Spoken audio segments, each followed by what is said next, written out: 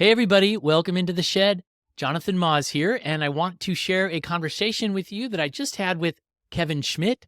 Kevin is a physical therapist who owns PedalPT, which is a bike-friendly, bike-specific, but not only bike physical therapy business on Southeast Clinton Street near 26th.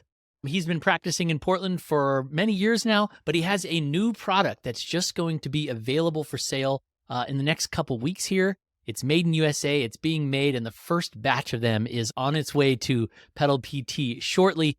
What you're about to see is a chat that I recorded online with Kevin earlier today, where he shares a little bit about him and how he got started in physical therapy and PedalPT, and then goes into detail on his new Portland bike stand, which is a very high-end bike trainer, the things that you screw your back tire into, and you can have a stable bike that you can sit there and train and ride and do whatever you need to do, or in Kevin's case, use it to do bike fittings and other kind of like physical therapy related things where you need to have someone sitting on a bike to diagnose them and what have you. So really interesting product. And I was excited to see that we have some new Portland bike industry innovation happening. It's something I've always loved covering here on BikePortland. So sit back and get to know Kevin Schmidt from PedalPT and everything about his new Portland bike stand.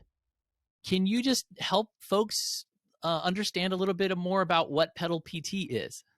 First and foremost, I'm a physical therapist. I've been a PT for about 22 years. Roughly about 17 years ago, I kind of stopped driving a car. I was getting overworked and overburdened and basically about ready to burn out back in 2005 or so. I basically just kind of got a bike, took about a 40 grand pay cut, and then took a job as a staff PT about 2.5 miles from my house. And therefore, I never felt like I never needed to drive a car again to work. And I've continued to keep that streak up now, going on 17 years now of not driving a car to a single work day. I basically then started riding a bike, and I loved it. My commute was 2.5 miles. The trouble was that after about 2 or 3 months, I started getting neck pain and kind of upper back pain.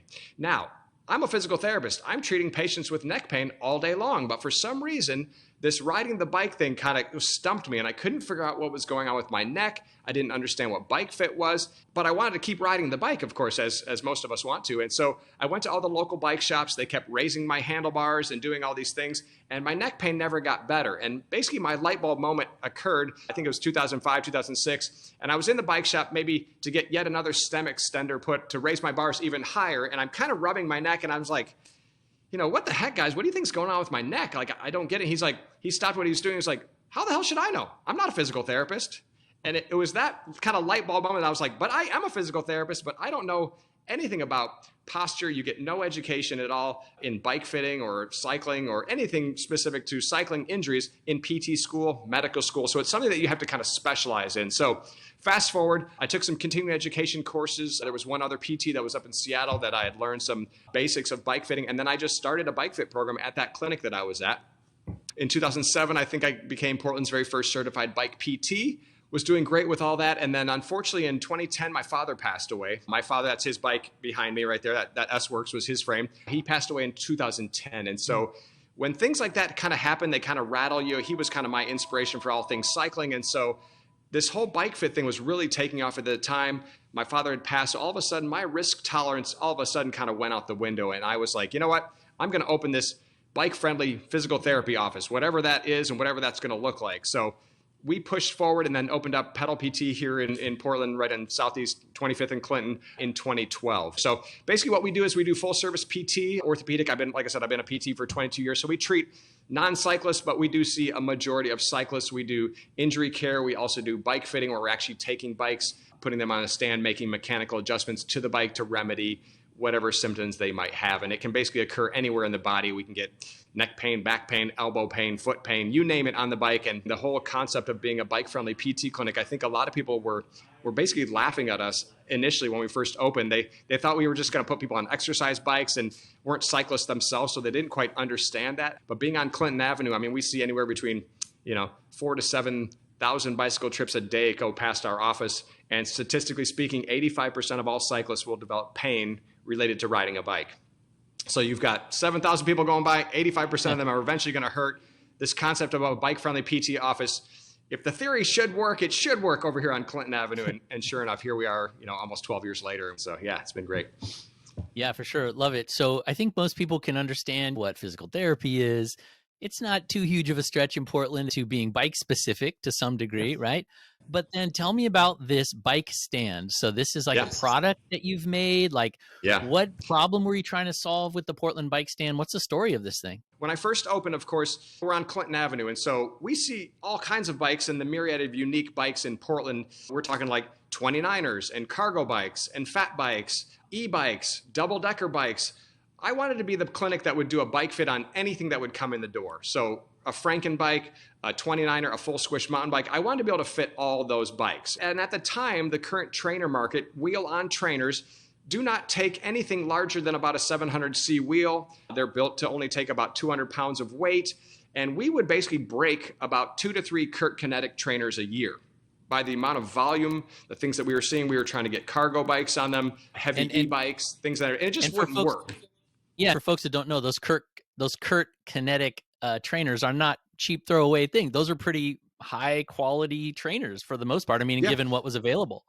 You bet. And so we went through and I kind of tried that. I tried the CompuTrainer at the time, which was also another bigger, more durable. I just needed bigger and I needed durable. And I wanted to be able to say that anybody that came in that door, that I didn't get freaked out, that I wasn't gonna be able to put their bike on the trainer to be able to help them with bike fit. And I wanted to be able to bring bike fit to everybody, not just skinny people riding a road bike in Lycra. I wanted to be able to help everybody from the everyday cyclist. I was a bike commuter and I was only riding 2.5 miles. So that was such a huge, light bulb moment for me that everybody needs bike fit. All of us deserve that, but the equipment itself wouldn't allow us to put all these bikes on trainers. That was the problem. And so through a random happenstance, we had a client of ours at one time we were getting ready to discharge him. He had been a bike builder. He'd also been a metal fabricator. He had invented many things. He was kind of like a Benjamin Franklin kind of person. And basically he was leaving. And at the time I was like, hey, I got this idea to make this bike trainer stand that would literally take all wheel sizes, all tire sizes, and all axle sizes, and could take,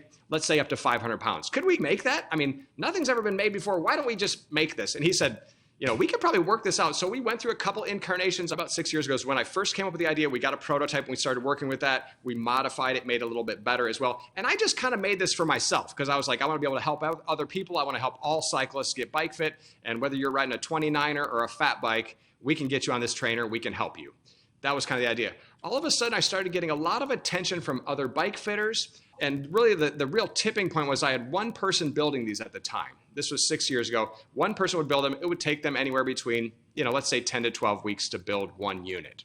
So so we sold a few of them, sold maybe a half a dozen of these. Other bike fitters, people just wanted them. So I was like, well, we can get you one. It really wasn't a business. It was just kind of selfishly, I just needed this piece of equipment to help. So the interesting thing is around last year in December, a very large outdoor retailer, one of the largest ones in the United States, contacted me and they said, hey, we noticed this trainer of yours. We think we want to put one in every one of our stores to help our bike fitters because we're having a hard time swapping out, a road bike to a gravel bike to a fat bike to an e-bike. And we want to do that. And I was like, well, he said, how many can you make? And I was like, what do you mean? He said, we want about 180 of them. And I said, whoa. Oh my God, this is exciting. This is great. Of course, I talked to my builder who basically the conversation was like, wow, this is very exciting. I can't do this for you anymore, man. This is a side hustle. I'm really sorry. Good luck to you, Kevin. I think this is a great product. I think it's going to go great, but good luck to you, man. And so all of a sudden, I had all this demand. I had all these people wanting this unit, but I couldn't make it. So that was kind of the problem. All of a sudden, I decided I'm going to take this unit, this what we call the Portland bike stand. I'm going to take this to the Made Bike Show. So for the first time I had ever shown this unit to the public, I brought it out there, did my song and dance about the trainer, and people loved it. People could not get enough of it. They were like, it solves such a simple problem. And talked to a lot of people. Interesting enough, 2 booths down from me was a group named Onyx. And Onyx is a hub company. They're based out of Minnesota. I'm just talking to them because I'm a friendly guy. And one thing leads to another. He said, hey, did you know that this company Onyx is actually underneath the umbrella of one of the largest agricultural manufacturing facilities in the entire United States? We happen to have a bike company here because the owner of this company is a huge cyclist. So, and he said, you know that we can basically make and machine every piece that's here. We can do any powder coat color. We can do anything that we do on hubs. We can do that for colors. We can probably make one of these an hour if you wanted to. And I was like, you got to be kidding me. And so from that relationship, from that random meeting at the Made Bike Show, I actually had a colleague of mine that had a unit in Minnesota, took it to them. They took it apart, reverse engineered the whole thing. We have now built a prototype, and now we are currently in the manufacturing process that we are going to be now releasing these to the public probably sometime next month. And we've already got about 20 on order already to get the processes and things going. But very, very exciting time for us. Cool. And we just, like I said, the demand has been just crazy. So, yeah. To be clear, is this something that is like medical grade for PT offices and professionals, or is this something that, discriminating bicycle riders in their basement or their bike, shed are going to buy? Like, is it, which one of those? Because either, you don't care. It's a great question. Like I said, I invented this to be, like I said, there was just nothing in the market that was extremely high quality. The trainer market has had no innovation. We basically just took this design and made it huge. So for me as a physical therapist who's a practicing clinician, it is medical grade. This is the highest quality thing out there.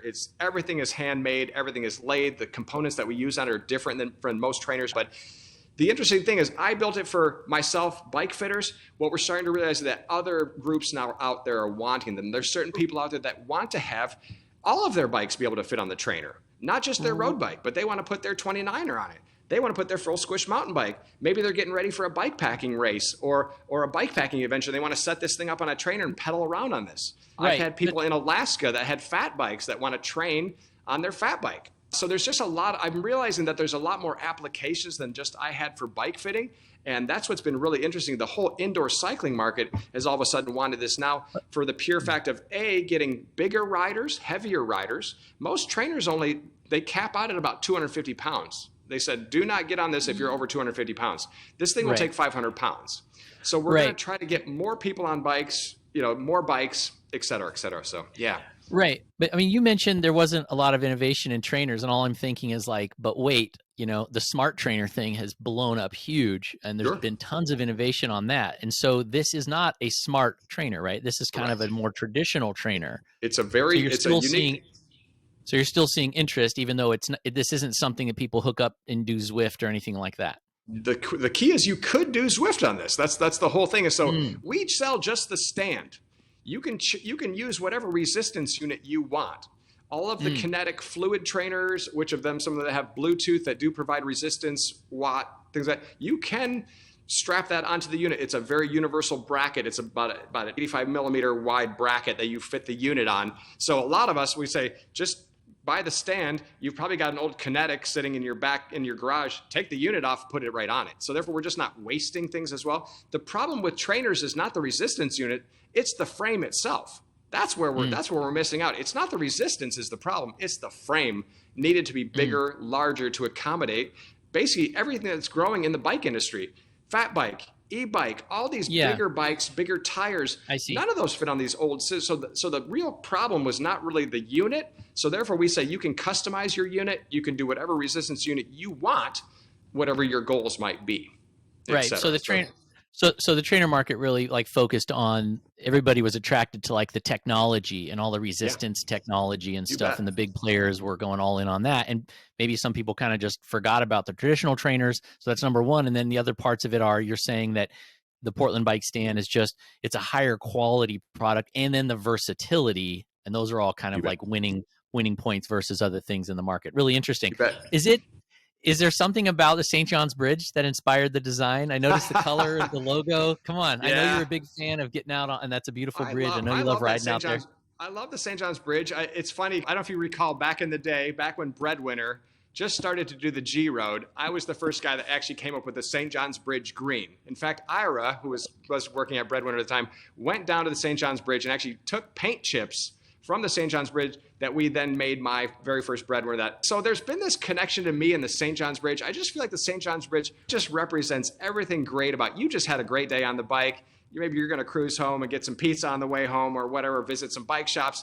But for some reason, that St. John's Bridge has just been an iconic feature that just for some reason just really resonates with me. And so when I was picking colors of this blue-green kind of teal color, it's just kind of, that's kind of cool. I was just like, oh, this is great. And therefore, a lot of our marketing, our new logo kind of plays off this whole concept of the St. John's Bridge, because the name, the Portland Bike Stand, we're calling it the Portland because it takes all the unique, think about this community and all the unique bikes we see from, like I said, fat bikes, e-bikes, all this wild stuff.